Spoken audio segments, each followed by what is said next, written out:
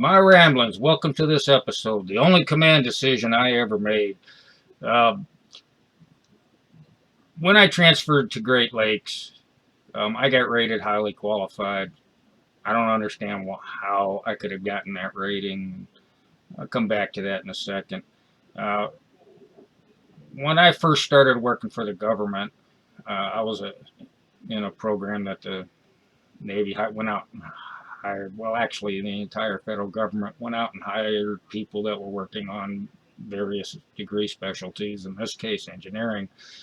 And the idea was they were trying to recruit people into the civil service. To stay in the program, I got to work, I had to maintain a GPA, and there's some other criteria.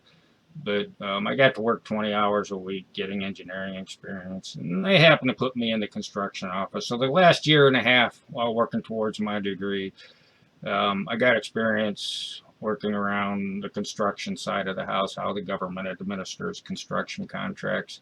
I even actually got to contract manage, um, I don't know, 5, 6 projects, and one of them was a multi-year. So I think 5 of them I brought to completion. The sixth one was passed off uh, to somebody else once I had graduated. But so between my power systems courses, my protective relaying system courses, and the experience I gained while after I graduated, I went into the PDC internship. That's where they rotate recent college graduates around the various departments to give them experience in this and that, what have you. And some of the projects I worked on, when the Navy started re-engineering, I decided to apply for a job, and I got rated highly qualified for position doing electrical distribution with the Department of the Interior. I mentioned that to a mechanical engineer at the time, and he kind of got mad. Hey, the government's not supposed to rate people highly qualified, but I think I was legitimately highly qualified for that position. Um, Later on, I did go back to the Department of the Navy. Just a lot of turnover in supervisors, and a lot of not so good goings on, I guess, as a result. Um, you always have that occasional psychopath that thinks, shit, this isn't worth it. Um, so, fast forward. So it's 2006. Navy's finally getting around to re-engineering, reorganizing South Texas, I guess, and thinking, there isn't a future in electrical engineering within the federal government. So I applied for a job with Great Lakes, and they came back, and for some bizarre reason, they rated me highly qualified. I did construction contract administration for a year and a half.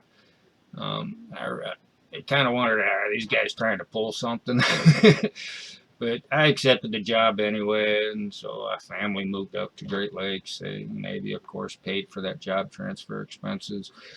Um, and but when I got there, that's when some manager was walking me around and made mention of the Russian contractor that was doing the maintenance and support on that on the Pix's IT systems. And again, the guy was probably, in all likelihood, just ethnically biased. I don't remember if I don't think we were at war with Russia. I'm pretty sure that they didn't actually contract out with a Russian-based company sending people over here to do our IT systems maintenance. I'm pretty sure that's the case. Um, but one of the other things, for some reason, at about the time um, when one of the projects I was administering, a contractor had come to me and said, "Hey, Donald Trump bought up all the steel. We can't find steel for this gas station we're trying to build." Just a little bit prior to that, this same guy had come to me and was talking about, "Hey, I hear we're having some issues with stuff. You ought to implement and institute the Defense Authorization Act." And you know, after 15, 16 years of being a civil servant, you tend not to respond to the more zany things. Besides, I had 3 competing thoughts at the time. Number one is, I'm a, well, my title got shifted to general engineer. That's, or into, um, interdisciplinary engineer. I'm not sure. That's what the job description for construction contract administrator falls under. So rather than electrical engineer, my job title was changed to interdisciplinary engineer, I think. And I'm sitting there thinking, okay, here I am, a GS 850. I'm still thinking in terms of electrical engineer. I'm a GS 850 electrical engineer. I don't think the idea of implementing the Defense Authorization Act falls to the level of a GS-12. You know, at best, that's probably a captain or an admiral or a president that makes that call. You know, that's for national emergencies, not due to piss poor planning on the part of somebody.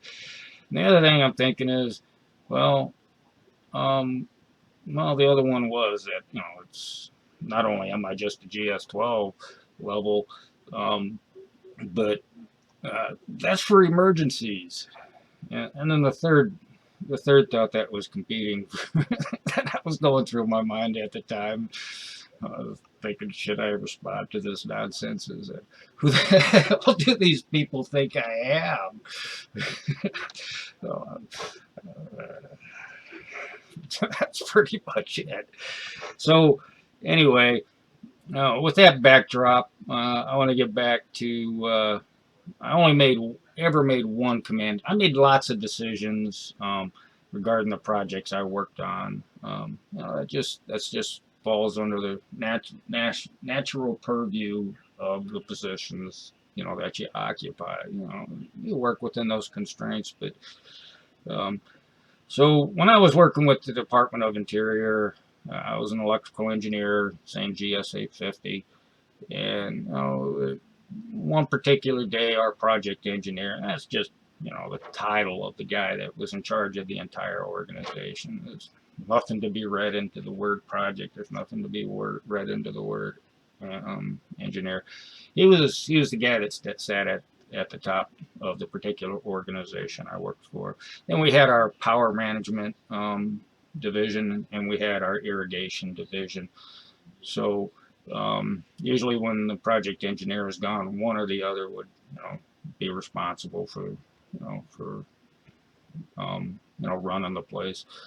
Well, it just so happened this one day, the project engineer was gone, the project manager was gone, the irrigation manager was gone, some of the other positions that at the chain of command, so to speak, fell into, they were all gone, and I'm sitting there. I wasn't even really aware, you know, things run day to day, and you know, the operators, sometimes they had the television on the radio or something, and the president came on. Apparently something had happened, and he had ordered the flags to be flown at half mast. Now we had a space issue, so they had me sitting out where the operators sit. I had my desk, and I did my duties, grab a truck when I needed to go get data from the field and what have you. And so, you know, as I said, I don't remember who the president was at the time, and I don't really remember the event. But the president had ordered that all flags be flown at half mast. This was prior to 9/11, a couple of years before.